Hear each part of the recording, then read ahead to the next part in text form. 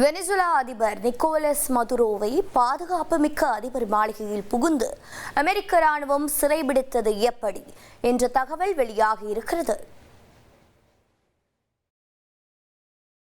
அமெரிக்க ராணுவத்தின் உச்சபட்ச பயங்கரவாத எதிர்ப்பு பிரிவான டெல்டா போர்ஸ் இந்த நடவடிக்கையில் நேரடியாக களமிறங்கியதாக அந்நாட்டு ஊடகங்கள் தெரிவித்துள்ளன.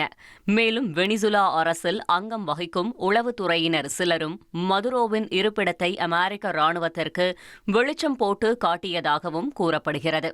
இதை வைத்துதான் அமெரிக்காவிற்கு சொந்தமான 150க்கும் அதிகமான விமானங்கள் வெனிசுலா தலைநகர் கராகஸில் அதிரடியாக களமிறங்கி தலைநகரின் மின் இணைப்பை துண்டித்து உள்ளூர் நேரப்படி நள்ளிரவு 2 மணிக்கு அதிபர் மாளிகையில் ராணுவம் நுழைந்ததாக தகவல் வெளியாகியுள்ளது.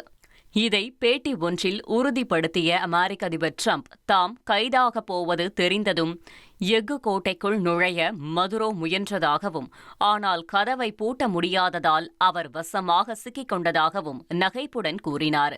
இதேபோல வெனிசுலா அதிபரை கைது செய்ய ஆபரேஷன் அப்சல்யூட் ரிசால்வ் என்ற பெயரில் அமெரிக்க ராணுவம் மாதக்கணக்கில் ஒத்திகை பார்த்து கனக்கச்சிதமாக திட்டத்தை செயல்படுத்தியதாக அமெரிக்க ராணுவ தலைமை தளபதி ஜேன் கெய்ன் பெருமிதம் தெரிவித்துள்ளார்.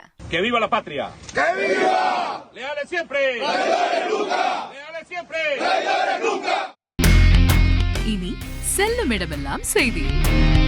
தந்தை டிவியின் வாட்ஸ்அப் சேனலை ஃபாலோ பண்ணினா செல்ல இருக்கும் இடமெல்லாம் செய்தி.